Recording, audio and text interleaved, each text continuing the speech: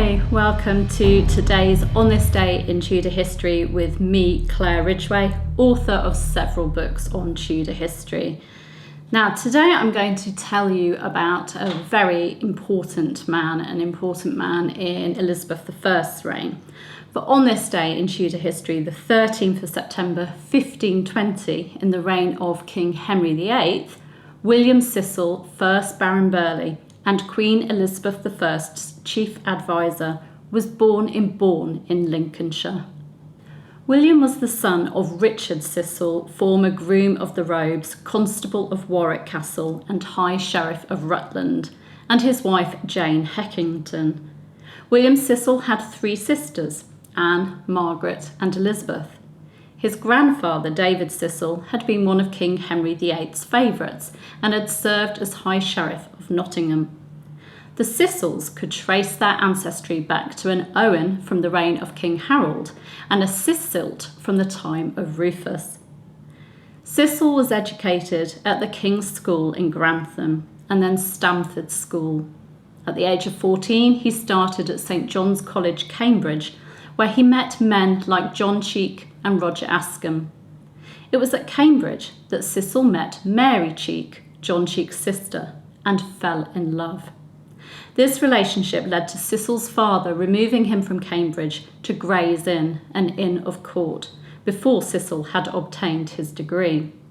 The couple married in 1541 and in 1542 had a son, Thomas, who later became Earl of Exeter and was a member of Elizabeth I's government.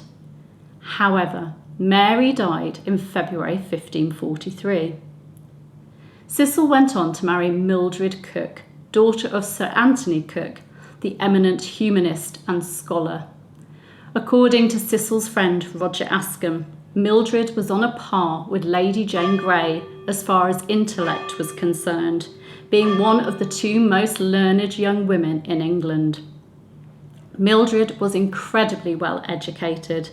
She was fluent in French, Greek and Latin and built up a huge library of Greek and Latin texts, which included works on medicine, religion, literature and history. The couple had 5 children together and seemed to have had a very happy and successful marriage.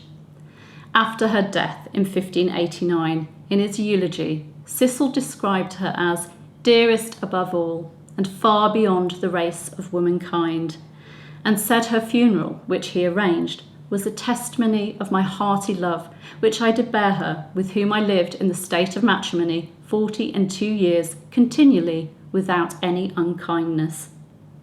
Cecil started his career by serving Edward Seymour, Duke of Somerset and Lord Protector. He became Somerset's Master of Requests in 1548 and acted as his secretary. Fortunately for Cecil, he managed to escape harm when Somerset fell from power in late 1549, but Cecil was imprisoned in the Tower of London for a few months.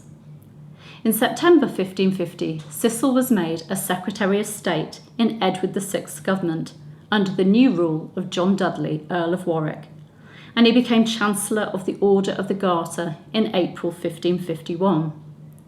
In June 1553, Cecil was commanded by Edward VI to sign his device for the succession, naming Lady Jane Grey as heir, although he tried to resist signing it, knowing it put him in danger. When Lady Jane Grey fell from power, or Queen Jane as I like to call her, Cecil once more escaped from harm, and although he was a Protestant, he conformed to the Catholic regime of the new Queen, Mary I. It was not until 1558, when Mary I died and Elizabeth I became Queen, that Cecil once again became important in government. He'd always been close to Elizabeth, and she trusted him, making him her Secretary of State and chief advisor. Elizabeth nicknamed him her Spirit and relied on his wisdom and intelligence. William Cecil was responsible for creating the intelligence service headed up by Sir Francis Walsingham. His titles and offices in Elizabeth's reign included Secretary of State, Member of Parliament for Lincolnshire and Northamptonshire, Master of the Court of Wards and Liveries, Chancellor of Cambridge University, Chancellor of Trinity College, Dublin, Baron Burghley, and Lord High Treasurer. He really was Elizabeth I's right-hand man. As I said, William Cecil was a Protestant.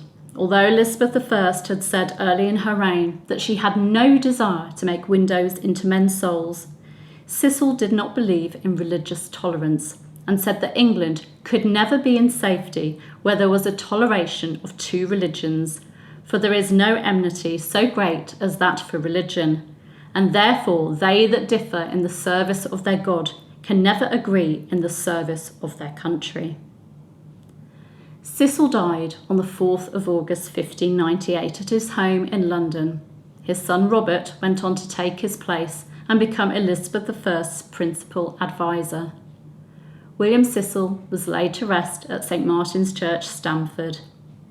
To pay tribute to this Tudor man on his birthday, I thought I'd share with you some William Cecil quotes. "England can never be ruined except by a parliament which is omnipotent." "What? All this for a song?" That was his reaction on having to pay poet Edmund Spenser £100. Spenser had upset Cecil by attacking him in his work Mother Hubbard's Tale. "Win hearts and you have all men's hands and purses," was his advice to Queen Elizabeth. As far as bringing up children was concerned, Cecil advised his son Robert, "Bring thy children up in learning and obedience, yet without austerity.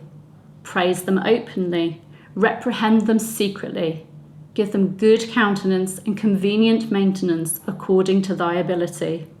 For otherwise thy life will seem their bondage." So that seems fitting to leave you with those quotes by William Cecil, Elizabeth I's spirit, the man she really depended on. You can subscribe to this channel by clicking round about there. You can hit the bell to be notified as videos go live, and you can of course give this video a like. Thank you for joining me. I'll see you tomorrow. Bye bye.